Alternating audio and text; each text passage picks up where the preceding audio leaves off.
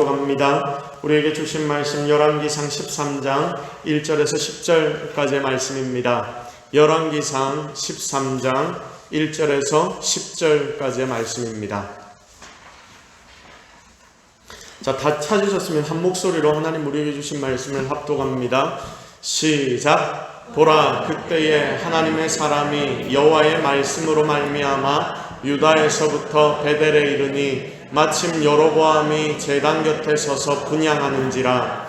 하나님의 사람이 제단을 향하여 여호와의 말씀으로 외쳐 이르되 제단아 제단아, 여호와께서 이와 같이 말씀하시기를 다윗의 집에 요시아라 이름하는 아들을 낳으리니 그가 네 위에 분향하는 산당 제사장을 내 위에서 제물로 바칠 것이요 또 사람의 뼈를 내 위에서 사르리라 하셨느니라 하고, 그날에 그가 징조를 들어 이르되 이는 여호와께서 말씀하신 징조라. 제단이 갈라지며 그 위에 있는 재가 쏟아지리라 하매, 여로보암 왕이 하나님의 사람이 베델에 있는 제단을 향하여 외쳐 말함을 들을 때에 제단에서 손을 펴서 그를 잡으라 하더라. 그를 향하여 편 손이 말라 다시 거두지 못하며 하나님의 사람이 여호와의 말씀으로 보인 징조대로 제단이 갈라지며 재가 제단에서 쏟아진지라. 왕이 하나님의 사람에게 말하여 이르되 청하건대 너는 나를 위하여 네 하나님 여호와께 은혜를 구하여 내 손이 다시 성하도록 기도하라. 하나님의 사람이 여호와께 은혜를 구하니 왕의 손이 다시 성하여 전과 같이 되니라. 왕이 하나님의 사람에게 이르되 나와 함께 집에 가서 쉬라. 내가 네게 예물을 주리라. 하나님의 사람이 왕께 대답하되 왕께서 왕의 집 절반을 내게 준다 할지라도 나는 왕과 함께 들어가지도 아니하고 이곳에서는 떡도 먹지 아니하고 물도 마시지 아니하리니 이는 곧 여호와의 말씀이 내게 명령하여 이르시기를 떡도 먹지 말며 물도 마시지 말고 왔던 길로 되돌아가지 말라 하셨음이니이다 하고, 이에 다른 길로 가고 자기가 베델에 오던 길로 되돌아가지도 아니하니라. 아멘. 할렐루야. 자, 하나님께서 지금 우리와 함께 하십니다. 믿습니까? 자, 하나님의 은혜가 우리 속에 넘쳐서 우리는 오늘도 바로 이곳에서 주님을 찾고 구할 수 있게 되었습니다. 자, 만약에 내게 주어진 이 육신적인 은혜가 조금 사라진다라고 한번 생각해 보십시오. 그래서 내 몸이 혹 아프다거나 아니면 내 삶에 문제가 생겨서 교회에 어쩔 수 없이 나오지 못하는 상황이 된다면, 여러분, 예배드리지 못한다는 그 상황이 내 삶에 닥쳐온다면 그게 정말 안타까운 일이 될 것입니다. 그리고 혹 영적인 문제가 나에게 생겨서 주 앞에 나오는 것이 힘들어질 때, 내 마음에 너무나 힘들고 어려운 일들이 영적으로 생겨날 때 간혹 우리의 삶에 그런 일들이 찾아오지 않습니까? 근데 이런 일들이 없이, 또 이런 일이 혹시 있다 하더라도 이겨낼 수 있는 믿음을 우리에게 허락해 주셔서 우리로 이곳에 나와 하나님이 예배드리게 만들어 주셨으니 이건 진짜 놀라운 하나님의 은혜이며 축복이다라고 생각이 됩니다. 지금 이 어려운 시대에 우리가 함께 모여서 예배드릴 수 있다는 것이 정말 중요한 축복이라는 것을 여러분 꼭 기억하여서 이 예배를 통해서 더 큰 하나님의 은혜 속으로 들어가는 저와 여러분이 되기를 주님의 이름으로 축복합니다. 자, 우리 옆에 계신 분들과 그런 의미를 담아서 한번 인사하도록 하겠습니다. 당신을 부르신 이는 하나님이십니다. 시작. 당신을 부르신 이는 하나님이십니다. 자, 그리고 또 이렇게 축복합시다. 분명 은혜를 물 붓듯이 부어주실 것입니다. 시작. 분명 은혜를 물 붓듯이 부어주실 것입니다. 정말로 그렇게 되기를 예수 그리스도의 이름으로 축복합니다. 자, 지금 우리는 이런 은혜를 그래도 받고 있습니다. 우리는 어쨌든 이 자리에 나와서 하나님 앞에 예배드릴 수 있고 하나님의 말씀을 묵상하고 그 말씀을 가지고 세상을 살아갈 수 있습니다. 그런데 여러분, 시간이 흐르고 시대가 바뀌면 이게 어떻게 변화가 될지 그걸 예측을 할 수가 없습니다. 그래서 걱정이 될 때가, 여러분, 요즘은 간혹 그런 걱정이 될 때가 많아집니다. 참 시대가 복잡해집니다. 코로나로 인해서 전 세계가 정신이 하나도 없고요, 우리도 그 정신없는 시간들을 지나왔습니다. 지금도 그 시간을 지내고 있는 중입니다. 자, 그런데 이게 참 안 잡힙니다. 결국 백신과 치료제가 좀 생겨야지, 개발이 되어야지 이 모든 것이 좀 진정이 되겠다 하는 생각이 듭니다. 교회적으로도 사실 타격이 클 수밖에 없습니다. 자, 그런 와중에 이 나라는 또 포괄적 차별금지법이라는 것을 정신없는 시기에 슬그머니 국회에 집어넣어 법제화 시키려고 하고 있습니다. 자, 우리는요, 나를 위해서가 아니라 우리의 다음 세대를 위해서 이것을 필사적으로 막아야 합니다. 여러분, 이게 신기한 게요, 포괄적 차별금지법이라고 하니까 좋은 것 같지 않습니까? 그런데 지금 개별적인 차별금지법들은 다 법제화가 거의 이미 다 되어 있습니다. 그런데 여기다가 포괄적이라는 이름을 붙여놓으니 아무데나 다 적용이 되는데, 여러분, 그래서 법제화를 시키려고 합니다. 그 이유는 단 한 가지입니다. 바로 동성애 옹호를 위한 것입니다. 드러내놓고 이것을 상정해버리면 통과가 안 될 것이니, 성적 지향에 관련된 것을 우리가 포괄적이라는 이름을 붙이지 않고 이게 이런 법을 상정해버리면 통과가 안 될 것이니, 시민들의 반대에 부딪힐 것이니, 이 부분이 정확하게 언급이 되면 거의 대부분의 시민들이 반대를 한다고 합니다. 자, 그러니까 통계를 내보았는데 한 70-80%가 여러분 성적 지향에 관한 차별금지법에 대하여 상정하는 것을 어떻게 생각하느냐라고 말하니까 한 70-80%가 우리나라 사람들이 반대를 했다고 합니다. 그러니 이 여성차별, 직장 내 차별, 여러분 이런 것들은 이미 다 차별금지법들이 제정이 되어 있는 상황입니다.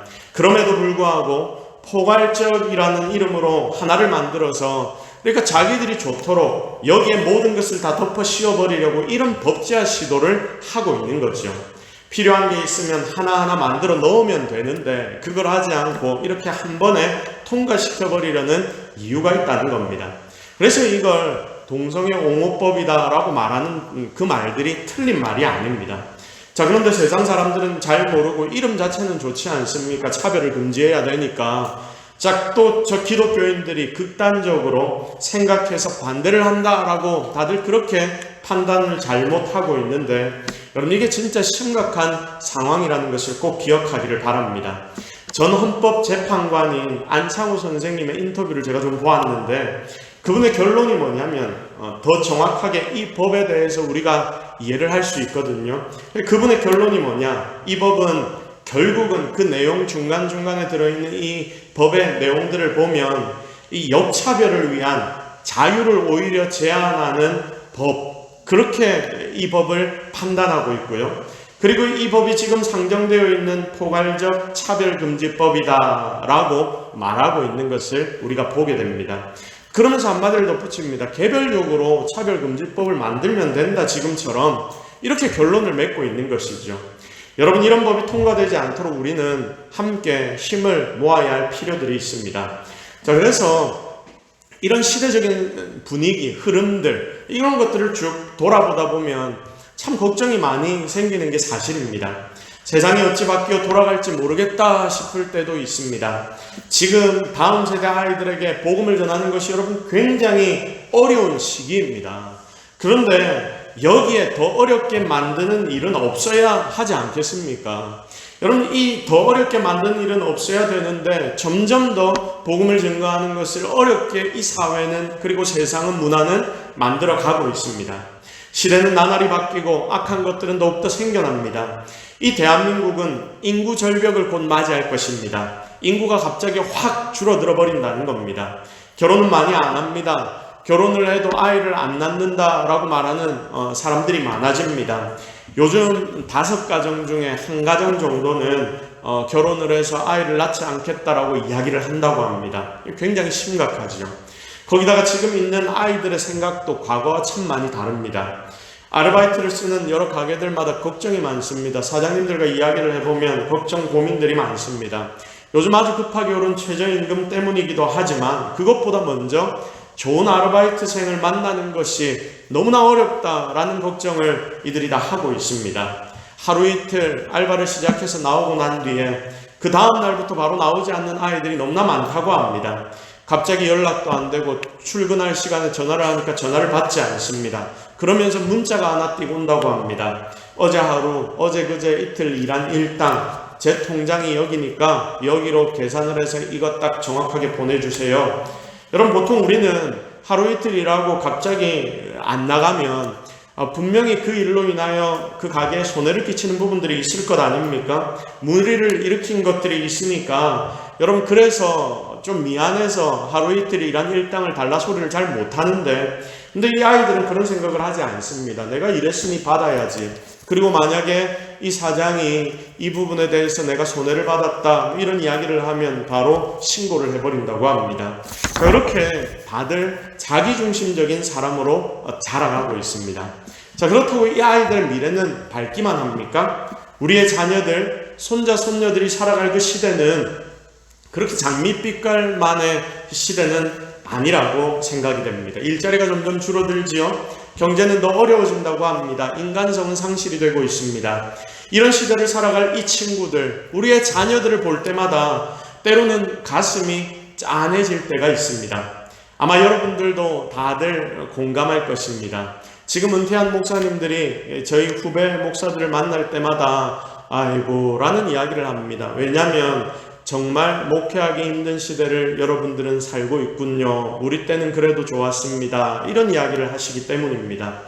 아마 여러분들도 이 부분에 대해서 다들 공감하게 될 것입니다. 이전보다 먹을 것 많고 배 고른 사람 많이 없고 또 즐길 거리들은 세상에 많아 보이지만 그래도 우리는 옛날이야 좋았다라고 말하지 않습니까?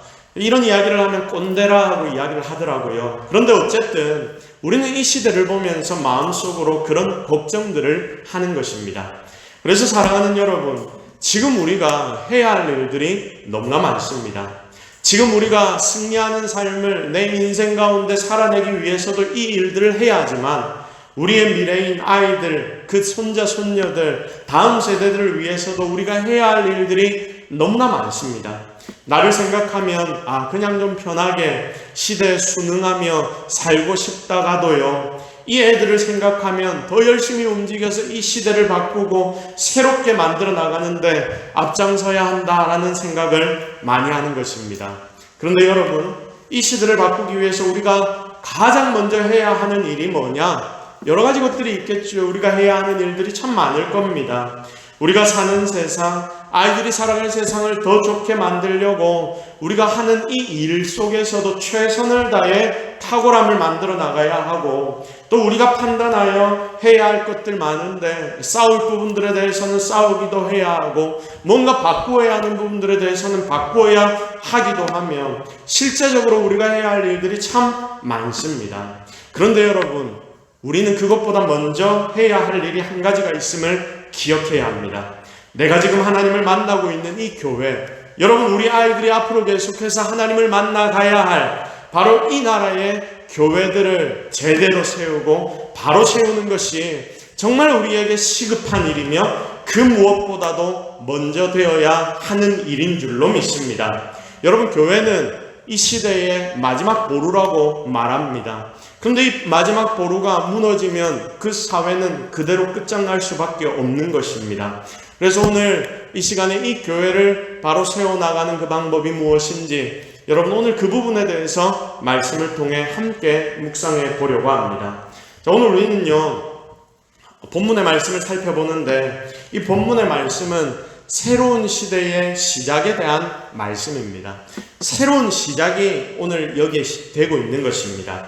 자, 이스라엘은 이스라엘 첫 초대 왕이 누굽니까? 사울 왕이죠. 사울 왕을 거쳐서 다윗을 지나 또 솔로몬 왕까지 통일왕국으로 이 이스라엘이라는 나라는 내려왔습니다. 자, 그런데 솔로몬 시대를 지내면서 이스라엘은 그만 두 개의 나라로 갈라져 버립니다. 그게 어떤 나라입니까? 남유다와 북이스라엘입니다. 여러분, 이렇게 나라가 나뉘었고요. 여러분, 지도를 한번 좀 보여주시겠어요? 지도를 한번 보십시오. 이미지에 보시면 아래쪽에 있는 노란 게 남유다고요. 위에 파란 색깔이 북이스라엘입니다. 자, 이미지에 우리가 쭉 보시면 아시겠지만 북이스라엘이 훨씬 좀 넓지요. 이렇게 나뉘었습니다. 노란색 중간을 쭉 보시면 별이 하나 있습니다. 보이십니까? 이 별이 어디냐면 예루살렘입니다. 예루살렘. 자, 남유다 수도인 예루살렘이 그러니까 거의 북이스라엘과 맞닿아 있는 그곳에 있고, 북쪽에 보면 거의 중간쯤에 또 별이 하나 있습니다. 거기가 북이스라엘의 수도인 사마리아입니다. 사마리아가 저쯤에 있고 예루살렘이 이쯤에 있다. 여러분 생각을 해 놓으시면 성경을 읽고 지나가실 때 훨씬 더 성경이 이해가 잘 될 수 있습니다. 자, 나뉜 이스라엘은요, 이미지는 계속 띄워놔 주십시오. 나뉜 이스라엘은 쭉 내려오다가 기원전 722년에 아시리아라고 하죠. 아시리아 제국의 침략으로 북이스라엘의 마지막 왕인 호세아 때까지 200년 동안이나 이 북이스라엘이 유지가 되다가 북이스라엘은 그만 먼저 멸망을 해버리고 맙니다. 아수르에게. 자, 그 멸망 때 남유다는 애굽이라는 나라의 보호를 받으면서 왕조를 조금 더 유지하게 됩니다. 그리고 기원전 586년 한 150년이 더 지난 뒤에 신흥 제국 강력한 나라인 바벨론에 의해서 이 남유다는 멸망을 하게 되는 것입니다. 여러분, 이스라엘의 12지파 중에 2지파가 남유다로 모이고요. 그리고 나머지 10개의 지파는 북이스라엘에 속하게 됩니다. 자, 유다에는 유다와 베냐민 지파, 이 2개의 지파가 남유다에 속하게 되고요. 나머지 10개의 지파는 북이스라엘에 속해서 이 왕국을 이루게 되는 것입니다. 그리고 이 북왕국의 첫 번째 왕은 여로보암이라는 왕이 되었습니다.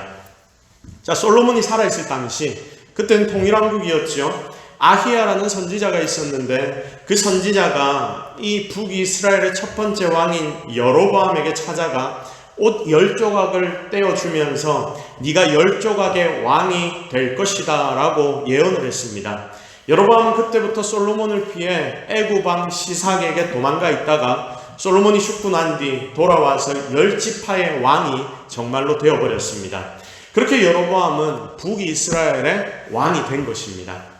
자, 나라가 나뉘고 드디어 이 북이스라엘의 왕이 여로보암이 되기는 했는데, 보십시오. 처음으로 자기가 북이스라엘이라는 나라의 왕이 된 겁니다. 그러니까 이 여로보암의 마음에는 걱정이 있었겠습니까? 없었겠습니까? 걱정이 아마 있었을 텐데 정말 많았을 것입니다. 자, 무슨 걱정이냐면 이제 남북이 나뉘고 그렇게 힘들게 도망다니다가 내 나라, 내가 완전하지는 않아도 이스라엘이라고 불리는 이 나라의 왕이 되었는데 이 나라가 튼튼하게 이제부터 흔들리지 않는 나라가 되어야 하지 않겠습니까? 자, 그게 제일 걱정인 것입니다. 자, 그런데 사실 자기는 다윗의 자손도 아닙니다. 솔로몬의 아들도 아닙니다. 자, 그러니까 뭔가 조금 문제가 생기면 자기부터 시작되는 새로운 북이스라엘의 이 왕조가 무너질 수 있겠구나 하는 걱정이 참 그의 마음에는 많았던 것 같습니다. 더구나 그 문제의 중심은 하나님께 드리는 제사에 있었습니다. 당시 이스라엘 백성들은요, 남자라면 한 사람도 빠지지 않고 모두가 하나님 앞에 제사를 드려야 했습니다. 여러분, 어디에서 이스라엘 백성들이 제사를 드립니까? 예루살렘에 있는 성전에서 제사를 드립니다. 자, 그러니까 1년에 3번씩 하나님 말씀하신 그 절기마다 이 모든 이스라엘의 남자들이 가니까 여성들도 같이 가는 거겠죠. 모든 이스라엘의 백성들은 예루살렘 성전으로 가서 그곳에서 하나님 앞에 정해진 대로 제사를 드려야 했습니다. 그게 바로 하나님의 백성인 이스라엘 백성들이 해야 할 가장 중요한 일이었습니다. 그러니 우리가 하나님의 백성이라는 표시가 어디에서 나타나느냐? 바로 그곳에서 드리는 제사로 인해 하나님과 그들의 계약이 이루어진다라고 그들은 믿었다는 것입니다. 그런데 문제가 뭡니까? 이렇게 나라가 나뉘었는데 지금 북이스라엘의 백성들이 남유다의 수도인 예루살렘으로 가서 1년에 제사를 몇 번씩, 3번씩 꼬박꼬박 드려야 하는 굉장히 이상한 일이 지금 이 나라에 벌어질 수도 있다, 그겁니다. 성전이 거기 있으니까 거기로 찾아갈 수밖에 없는 겁니다. 자, 그냥 이걸 그냥 놔둬놓으면 백성들이 예루살렘을 막 드나들다가 막 왔다 갔다 하지 않습니까? 그러다가 그래도 솔로몬의 아들이라는 정통성을 가진 그 남유다 왕 르호보암에게 혹시나 마음이 빼앗길까, 자기를 죽이고 다시금 그에게로 돌아가지 않을까 하는 걱정, 또 다시 남유다로 인구들이 유입되면 혹시나 북이스라엘에는 인구들이 사라져버리는 그런 백성 없는 왕이 되어버릴까 이런 걱정들이 생겨나는 것입니다. 자, 그게 12장 26절과 27절에 나온 말씀들입니다.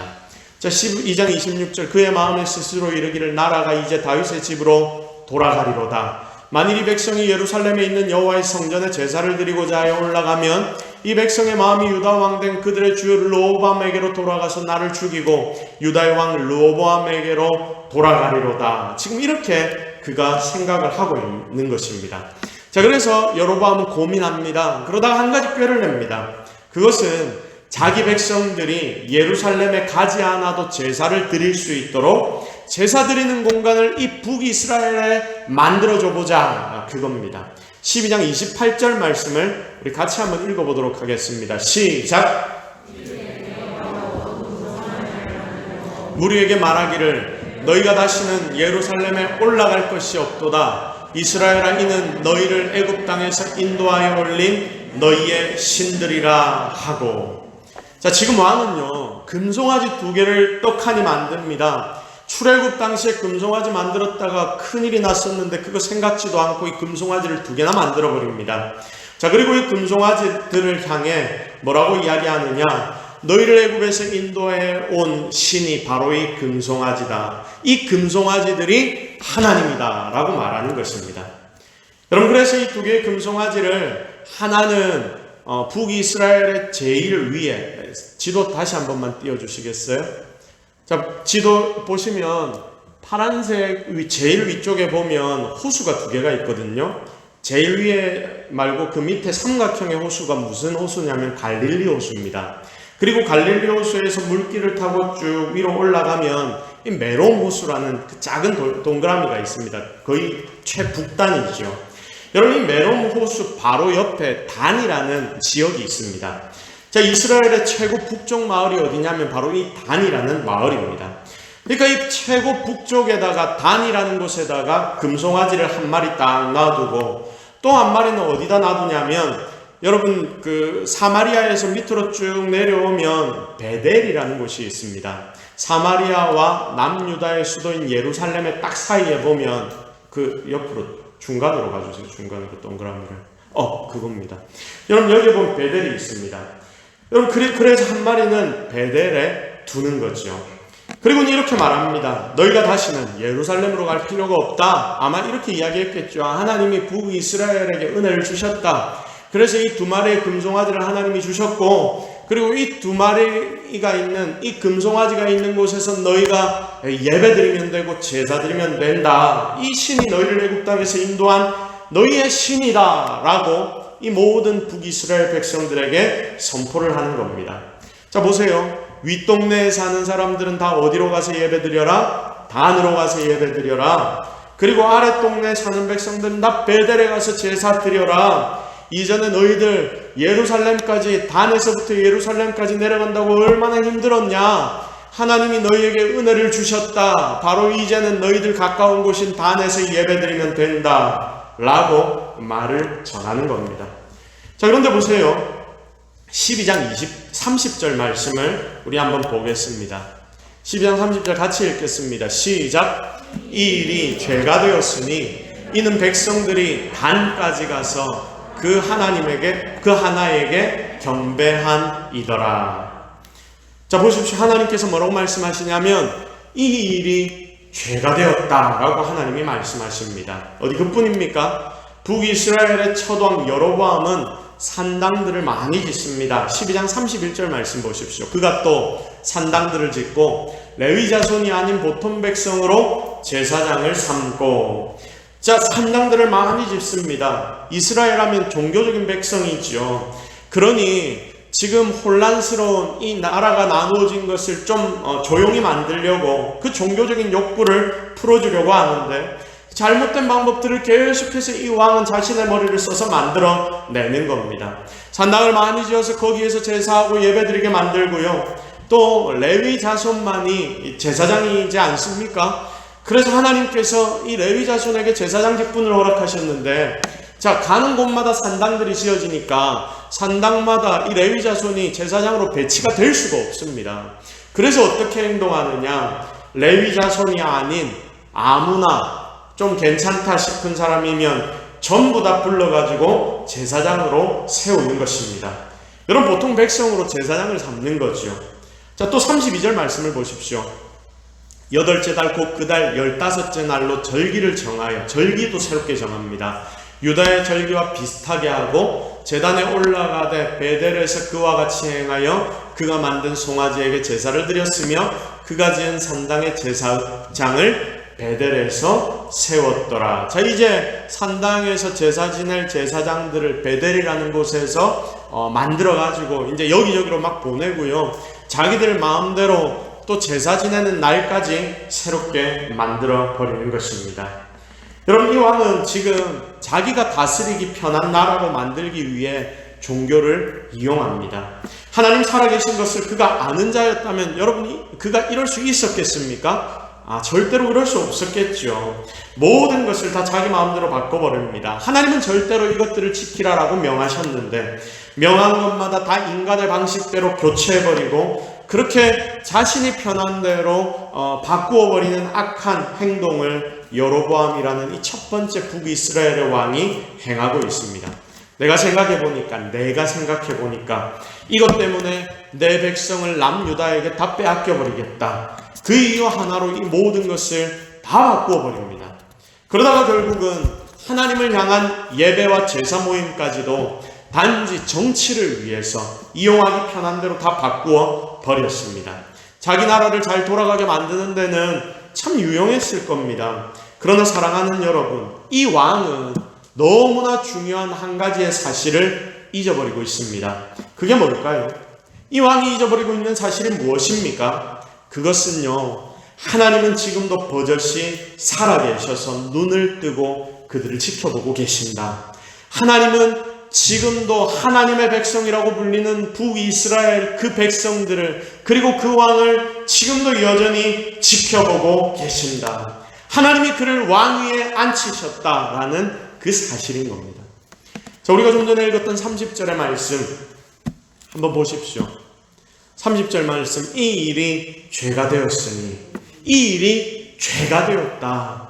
여로보암, 니 때문에 내 백성들이 단까지 저 위에 꼭대기까지 올라가서 내 백성들이 너 때문에 금송아지에게 절을 하고 있다. 경배하게 되었다. 하나님의 분노가 이 말씀 속에 묻어나는 것이죠. 송아지에게 경배하게 되었다. 이방신에게 경배하게 되었다. 바로 너 때문에. 그럼 이것은 하나님이 절대로 그냥 넘어가실 수 없는 너무나 큰 죄악입니다. 그래서 하나님은 즉시 이 일이 일어나는 그 즉시 잠시도 지체하지 않으시고 유다 땅에서 하나님의 사람 하나를 베델로 올려보내시는 거예요. 자, 오늘 우리가 읽었던 본문의 내용이 뭐냐면 바로 이 일을 여로보암이 행하고 난 뒤에 하나님이 그 즉시 하나님의 사람을 베델로 쫓아 올려 보내시는 그 본문입니다. 하나님의 사람이 베델에서 이스라엘 왕 여로보암을 만나서 행한 선포들, 여러분, 이것을 우리에게 가르치는 본문의 말씀이 오늘 우리가 읽었던 이 열왕기상 13장의 말씀입니다. 이름이 밝혀지지 않은 하나님의 사람은요, 드디어 베델에 도착합니다. 그때 마침 여로보암은 자기가 만들어 세운 금송아지 제단 곁에서 서서 분향을 하고 있습니다. 1절 말씀 보십시오. 자, 하나님의 사람은 제단을 향해 하나님이 선포하라고 하신 말씀을 이제 선포합니다. 외칩니다. 2절 보십시오. 하나님의 사람이 제단을 향해 여호와의 말씀으로 외쳐 이르되 제단아 제단아, 하나님이 말씀하시는데 다윗의 집에 요시야라고 하는 사람을 낳아서 그가 네가 분향하는 산당 제사장을 네 위에 제물로 바칠 것이며 사람의 뼈들을 네 위에 다 사를 것이다. 아주 무서운 말씀을 선포합니다. 자, 여기서 선지자의 말씀은 끝나지 않습니다. 하나님의 말씀이 결국 이루어질 것을 가르쳐 주려고 지금 즉시 일어날 일을 하나님이 선포하라고 명하시니 이 하나님의 사람은 그대로 선포합니다. 5절 말씀, 하나님의 사람이 여호와의 말씀으로 보인 징조대로 제단이 갈라지며 제가 제단에 쏟아졌다. 자, 제단이 갈라지고 제가 그 위에서 쏟아질 것이다 라고 말씀하고 있죠. 여러분, 여로보암이 이 왕이 북이스라엘의 왕이 듣는데 어떨까요? 이 하나님의 사람이 와서 선포를 하는 그 말을 듣는데 이 여로보암의 마음이 어떨까요? 만약에 그가 하나님을 알았다면 두려워 떨렸을 겁니다.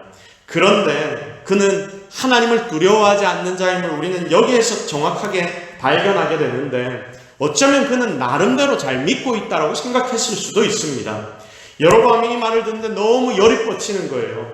지가 뭔데 어디 감히 왕 앞에 나와서 내가 왕인데 나에게 이딴 소리를 할 수 있어? 내가 진짜 정성 들어 만들어 놓은 이 제단을 향해 네가 어떻게 저주할 수 있냐? 열이 뻗친 나머지 손을 빡 뻗으면서 저놈을 잡아라! 라고 외치는 겁니다. 그런데 그때부터 놀라운 일이 벌어지죠. 왕이 뻗은 손이 말라서 다시는 그 손을 거두어지지 않도록 하나님이 그 손을 마르게 만들어 버렸습니다. 그리고 방금 선포하신 말씀대로 그 순간 5절에 바로 제단이 갈라지고 거기에서 재가 쏟아지는 것입니다. 여로보암이 해놓은 모든 일, 제단과 절기 그리고 제사, 이 모든 것이 다 잘못된 것이다, 헛된 것이다 라는 것을 하나님은 지금 이 순간이 하나님의 사람을 통해서 너무나 정확하게 그의 눈에, 그의 주변에 있는 그 다른 백성들의 눈에 보여주시면서 가르치고 계십니다. 여로보암은 하나님의 선지자 앞에 이 팔을 고쳐달라고 도움을 요청합니다. 자, 하나님 그 기도를 들어주셔서 악한 여로보암 왕의 팔을 고쳐주시지요.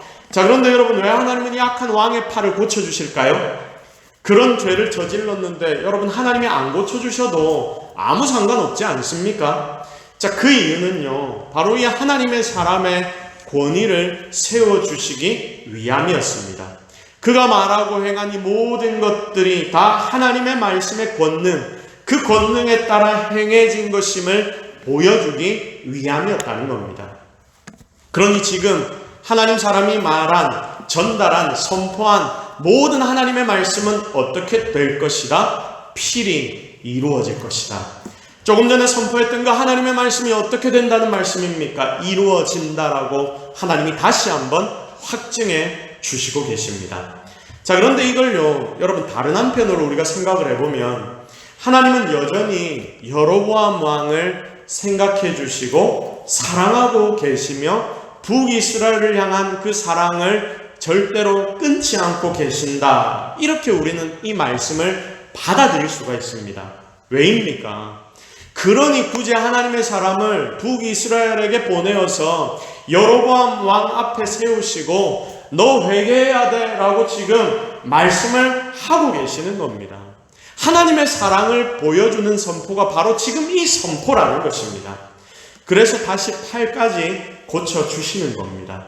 하나님의 배려와 사랑이 묻어나는 모습이 오늘 이 본문의 모습인데, 여러분, 이 여로보암 왕은 그것을 발견해내지를 못하는 거죠.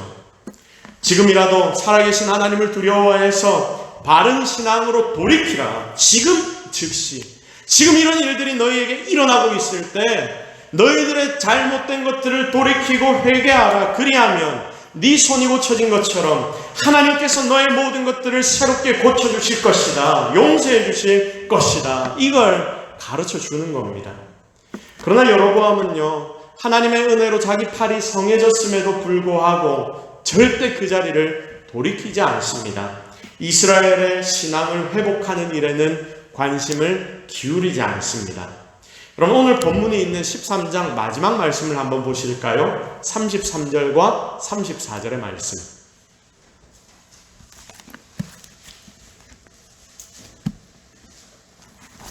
열왕기상 13장 33절과 34절 말씀, 우리 다 같이 한번 읽겠습니다. 시작. 여로보암이 이 일 후에도 그의 악한 길에서 떠나 돌이키지 아니하고 다시 일반 백성들을 산당의 제사장으로 삼되 누구든지 자원하면 그 사람을 산당의 제사장으로 삼았으므로 이 일이 여로보암 집의 죄가 되어 그 집이 땅 위에서 끊어져 멸망하게 되니라. 아멘.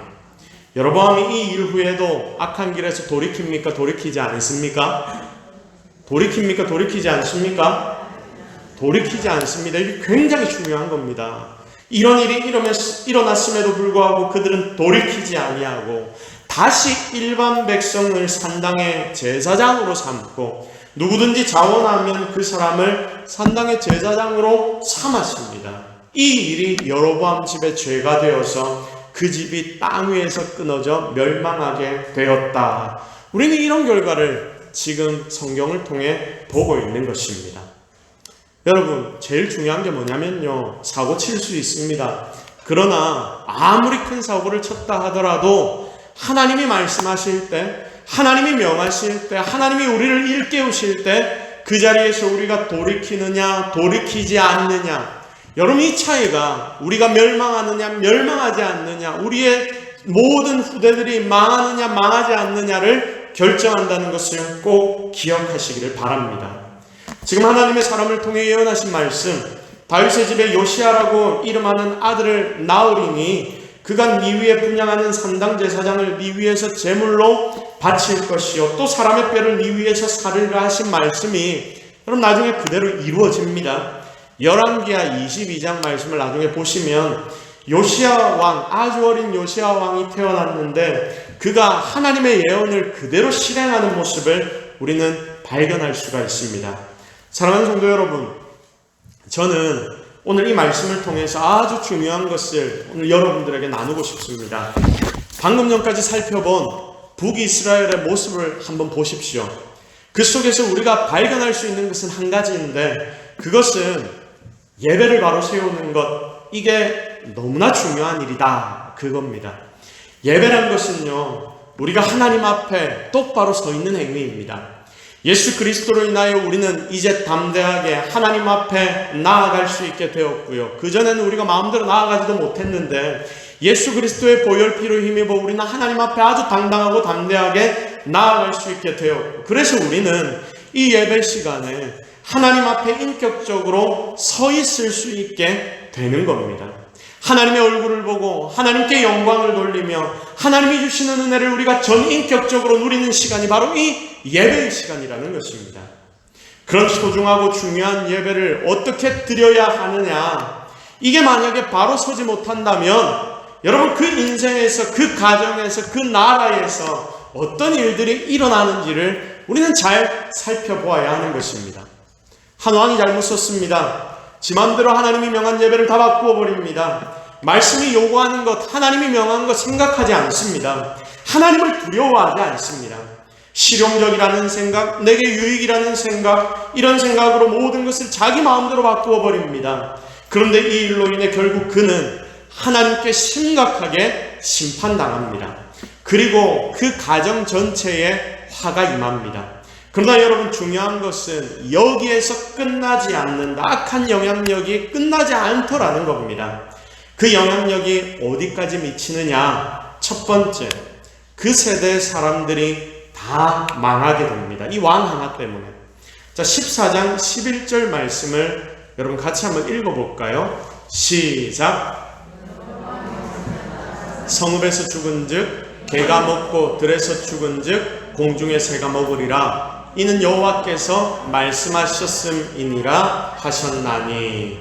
자, 결국 하나님의 심판이 임하는데 그의 집 사람들이 다 멸망합니다. 아주 비참하게 죽습니다. 왕 한 사람이 하나님 앞에 바로 서지 않고 이런 일들을 벌이니 그의 집 모두가 망하는 거예요. 그리고 24절 말씀을 한번 보시겠습니까? 그 땅에 또 남색하는 자가 있었고 여호와께서 이스라엘 자손 앞에서 쫓아내신 국민의 모든 가증한 일을 무리가 본받아 행하였더라. 무리가 본받아 행한다, 악한 일들을. 자, 보십시오. 여기에 무리는요, 이제 북이스라엘 전체 무리를 말합니다. 이들 모두가 악한 일을 행하는 것들을 본받아서 행동하는데 결국 그러므로 모든 북이스라엘 백성들이 함께 망하는 자리에 서게 되는 거예요. 자신들의 머리에 하나님의 제단 숯불을 올려놓고 있습니다. 여러분, 하나님을 두려워하지 않고 마음대로 제사 지내던 그는 결국 그 시대에 자기 가족, 자기의 나라 모든 백성들에게 이런 악한 영향력을 미쳐서 함께 망하도록 만들어버렸습니다. 이게 정말 무서운 일이라는 겁니다. 자, 그런데 사실 두 번째가 더 심각한 일입니다. 자, 진짜 문제는요, 이 왕이 이렇게 행동을 하니까 하나님 앞에 거룩하게 드려야 하는 예배를 지 마음대로 바꾸고 하나님이 선포자를 보내어 말씀을 하시는데도 자신의 마음을 돌이키지 않으니까 그 그리고 이런 일들을 행해버리니까 결국 이 문제는 그 다음 세대, 그 다음 세대, 또 다음 세대를 넘어서서 대대손손 어떤 일들이 벌어지냐면 북이스라엘의 거의 모든 왕들이 이 여로보암 왕의 길을 따라 악하게 행동하게 되었다는 겁니다.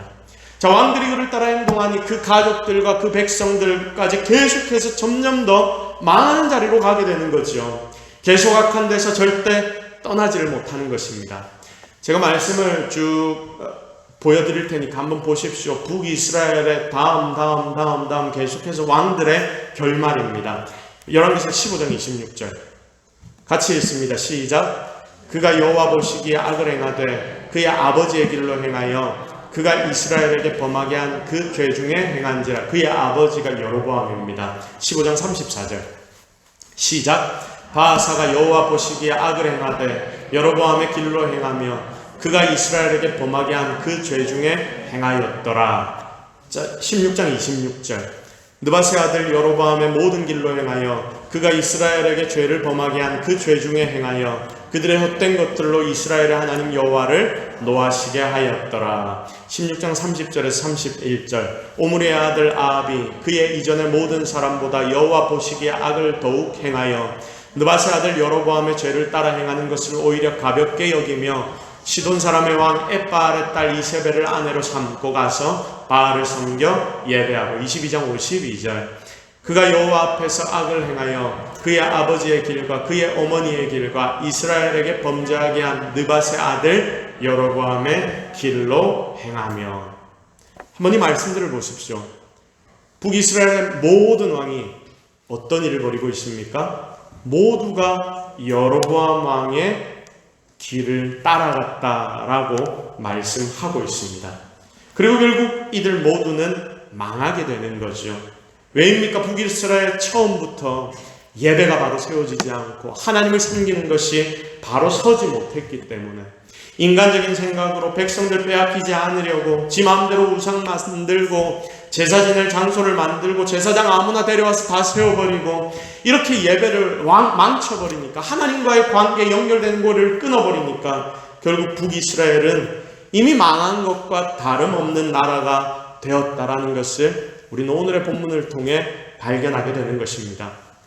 사랑하는 모든 동서교회 성도 여러분, 오늘 우리는 이 예배를 통해서 굉장히 중요한 한 가지 사실을 깨달아야 합니다. 내 가정이 살고 내 나라가 살고 이 땅이 살려면 지금 드려지는 이 예배가, 우리의 예배가 정말 하나님 앞에 바로 드려지는 예배가 되어야 하는 줄로 믿습니다. 딱 하나님 원하시는 대로, 딱 하나님 우리에게 명하시는 대로 우리가 이 예배를 소중하게 여겨야 합니다. 그렇게 이 예배를 우리가 살려나가려고 몸부림치기 시작하면 여러분 그때 우리도 살게 되고요.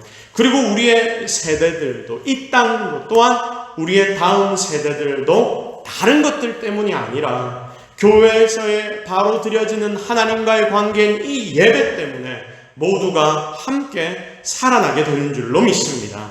그럼 지금도 안 늦었습니다. 하나님이 사람을 보내셔서 이야기할 때 회개하고 돌이키면 하나님 용서하시고 더 큰 은혜를 주십니다. 우리는 이것 기대하며 새롭게 바꾸어야 하는 것입니다. 꼭 기억하십시오. 절대 잊지 마십시오. 이 예배에 우리의 인생의 성패와 우리 후대와 이 땅의 성패가 달려있다. 여러분 절대로 예배 우습게 생각하지 마십시오. 아무리 많이 드려지는 예배라 하더라도 이 예배를 여러분 너무나 소중하게 여기셔야 합니다. 이 예배 속에서 하나님 만나는 그 시간을 정말 소중하게 여겨야 합니다. 이 예배, 그러므로 우리는 이 예배를 소중하게 여긴다면 우리의 중심을 미리 준비해야 할 것이고요. 이 예배 늦지 마시고요. 정말 내 모든 것들을 바쳐서 하나님 앞에 드리는 그런 예배로 삼기를 바랍니다. 이 주일 예배뿐만 아니라 교회에서 드려지는 모든 예배, 그리고 이 땅에 우리 교회뿐만이 아니라 모든 교회에서 드려지는 그 예배들이 바로 세워지는 그날이 속히 오기를 예수 그리스도의 이름으로 축복합니다. 그래서 예배를 무너뜨리려고 하는 사단과 필사의 각오로 싸우셔서 내 중심을 하나님께 드리기를 바랍니다. 나부터 시작해서 두렵고 떨리는 마음으로 하나님 앞에 예배 드리셔서 하나님이 기뻐하시는 진정한 예배를 만들어가는 저와 여러분이 되기를 예수 그리스도의 이름으로 축복합니다. 우리 이 시간 말씀 듣고 한번 기도하겠습니다. 그럼 정말 중요합니다. 하나님, 오늘 우리가 드리는 이 예배를 살려주십시오. 우리의 중심부터 시작해서 하나님께 드려지게 해주십시오. 하나님, 악한 여로보암의 왕처럼 우리가 그 왕의 뒤를 따르는 자 되지 않게 하여 주옵소서. 하나님, 우리를 불쌍히 여기시고 긍휼히 여겨 주옵소서. 타락한 이 땅을 하나님 불쌍히 여겨 주시옵소서. 우리 주여 한번에 정확히 간절하게 이 제목들을 놓고 기도하며 나아갑니다. 주여, 하나님, 오늘 우리가 주 앞에 엎드려 기도합니다. 우리를 불쌍히 여겨 주옵소서. 우리를 긍휼히